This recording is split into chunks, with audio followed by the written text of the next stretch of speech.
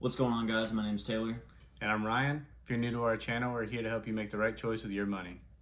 Now, we're engineers who both quickly realized that we wanted out of the rat race, so we began studying finance and investing, and we've been doing that for a couple years now. So we hope you guys can just join us on our journey towards financial freedom. So please like this video, subscribe, and share it with your friends so we can reach more people and more people can join us on this journey. And in today's video, we're going to talk a little bit about a guide or a plan to follow throughout life to hit that millionaire status. And this is the guide we're going to roughly follow as well. Yeah.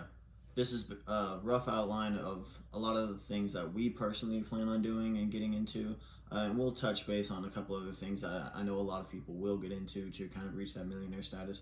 But that being said, we did want to just say that, we're not professional financial advisors or anything. We're just here for entertainment purposes. We're basically just sharing what we've learned. So, take that as you will. It's that classic saying, to make money, you have to spend it, which is true, or invest it, really. Now, it's not about how much you make, it's about how much you can save and then invest. And we already have a bunch of videos going into budgeting and everything. We'll link that at the end of the video and in the description. But that's going to be the basis for what you're going to be able to build your wealth off of. And it's always about passive income. That's what we're going to harp on as long as we have this channel, as long as we're talking to people and teaching people. It's always about passive income. Yeah. If you're able to sleep at night and wake up and look in your bank account and have more money the next day, that's great. That's what you want. Yeah, being to the point where you don't have to worry about it, Your money's working for you. That's just something we've said in several videos, and, it's just true. And I heard one time before that the wealthy or the rich value their time over money, and the poor value money over their time. So if it's going to take someone 5 hours to do a job themselves, and they'll save $100, typically the rich or the wealthy will spend that $100 and save 5 hours that they could use towards something else that's more productive, more helpful in reaching that millionaire status. Yeah, you have to treat your own time as a precious commodity as well. That's what the rich do, And time is also a very important basis for what people gauge as rich. If it takes you your whole life to acquire $1 million, yeah, you reach that point, but people will consider you a lot more successful and rich the sooner you do that. And a lot of the steps that we plan on taking, and we'll go over in this plan, are trips that we plan to use to be able to retire early and everything. We're not looking to become rich, or I guess rich, millionaires when we're like in our 70s, 80s, retirement age. We would like to do stuff when we're still young and everything. That's the goal. Passive income, being able to get to that point as soon as possible. And we're going to go over some of the steps that we plan on taking. The first major one being, and this is a very common one that you'll see amongst the wealthy people, is getting into real estate. Now, there are countless ways you can make money through real estate. You can be an agent, you can own rental properties, you can Airbnb, rental arbitrage, subleasing, all sorts of things that you can get into. There are really endless possibilities. The best part about real estate is there's been so many ways people have made money, and there's still so many ways people haven't discovered. Real estate's one of the best, coolest, because you can get creative with it, and whatever you can think, you can give it a try and offer it. You never know what someone's going to take. Also, you can scale on infinite levels, so you can quickly scale in real estate. That's another huge reason that people love to go into real estate. Yeah. Now, there are a lot of regulations around real estate, so make sure you do a bit of research first before you do certain things like, subleasing or rental arbitrage for like Airbnb being out of place you're renting. These things have to be put out in the lease. Make sure you're covering your bases, because, if you're doing something without permission by either the actual owner or by, county and state regulations and everything, you could get in a bit of trouble. So make sure you do your research, but this is a great way to make wealth. It's something that we both plan on getting into. I have my, real estate license right now.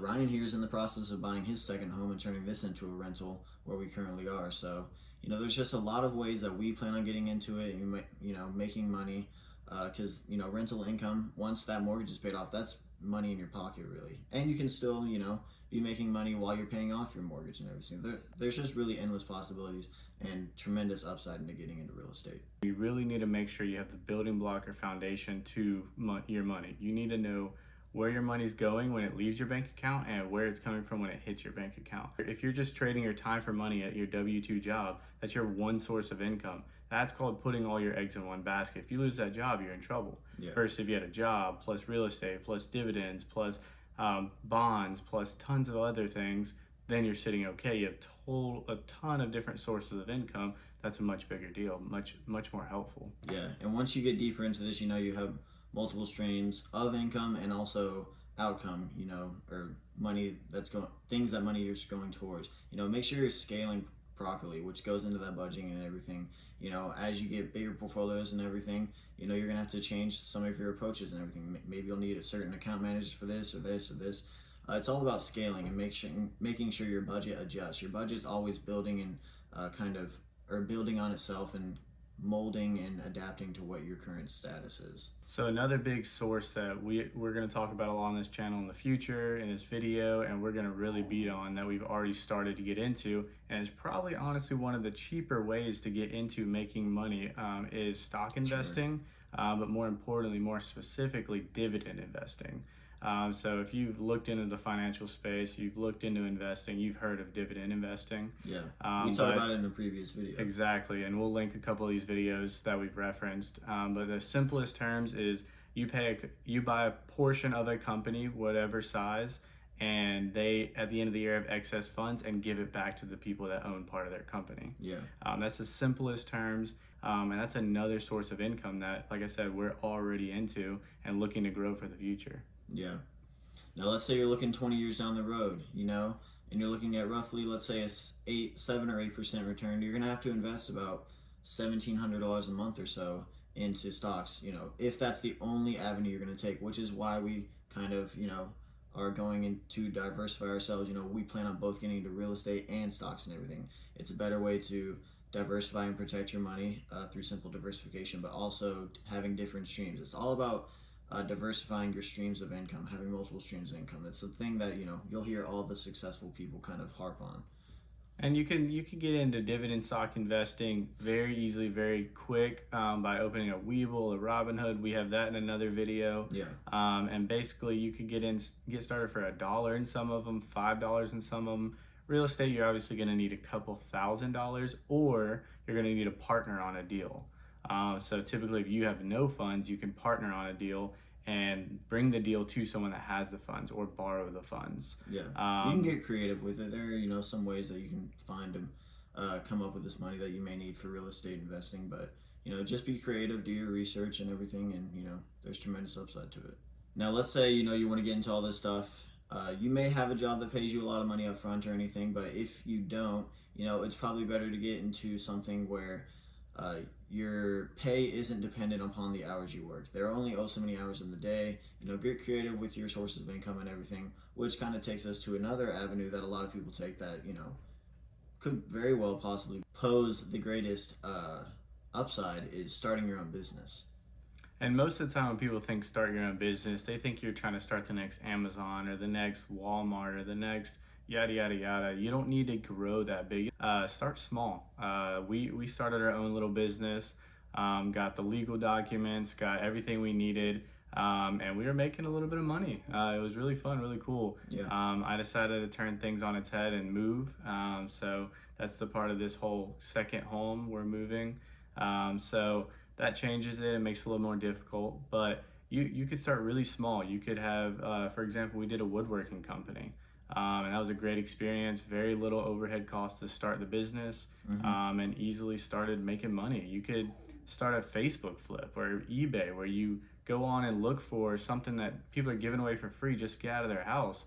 You could buy it, clean it up, and sell it for 10, 15, 20 bucks, and that's 20 bucks.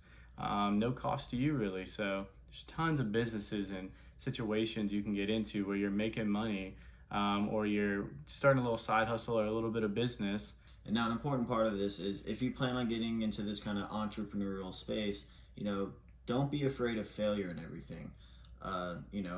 Look at everything as a learning opportunity. A lot of times that your first business isn't going to be crazy successful.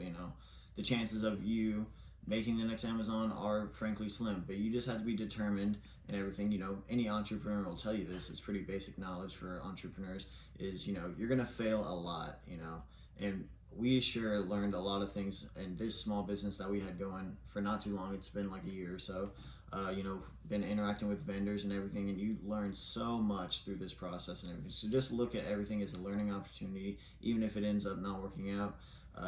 It's a great learning opportunity, and you can just build wealth off that by not making the same mistakes next time. And there's almost 100% chance you fail at something. It doesn't necessarily mean your business is going to fail, but you make a big mistake, and that would be a fail. So my best thing I always think in the back of my head is, if you can hurry up and fail, you can hurry up and make those mistakes by getting into it and figuring out what needs to happen. Then you can much more quicker learn and grow versus the competition. Yeah. And then you're head and shoulders higher. So if you know it's inevitable that you're gonna fail or make a mistake, then why not go ahead and make the mistake, get it out of the way, and get started on the next thing. Chances are that failure, if you wait longer, will hurt even more, because the farther you get in life, typically the more responsibilities and obligations you have. So right now is the best time to start.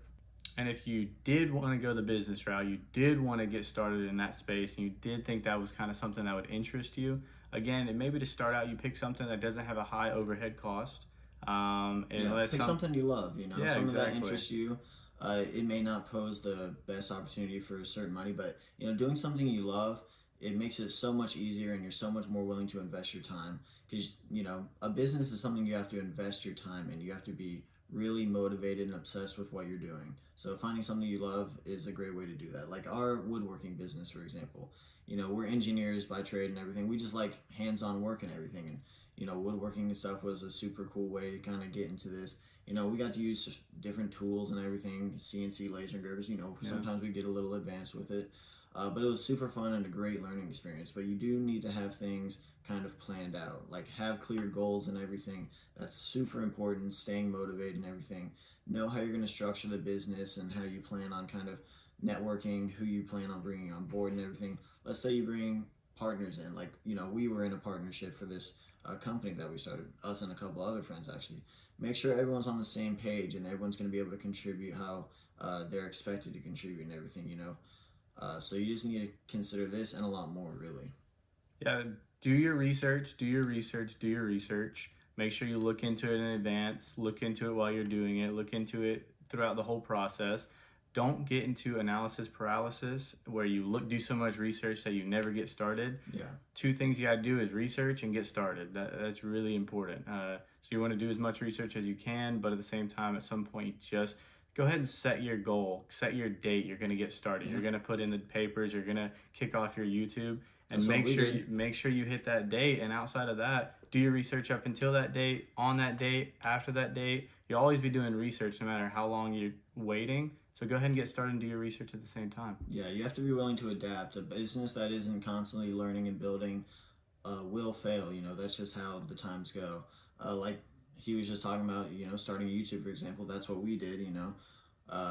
Like we were, determined to kind of do a lot of research and everything. But at some point, you kind of just got to take that leap, and it pays off. Now we're in it. And all the things we've been talking about, you can get into kind of all of it. But if you guys want us to go into more depth into any of the things we've talked about, we kind of already plan on making more videos on, of course, real estate and stock market, because all these things are constantly changing. And we have plans that we plan on implementing and everything. But if you have any questions or anything, like some of the things we learned in our little startup, please ask us. We love to interact with you guys. And thank you guys for watching this video. We really appreciate it. Please like and subscribe. We've seen a lot of growth in our channel recently, and we're really enjoying watching it grow, watching it develop as we're trying to put out new content, see what everybody likes. So leave comments, let us know. Thank you guys for watching. Yeah, we'll see you guys next time.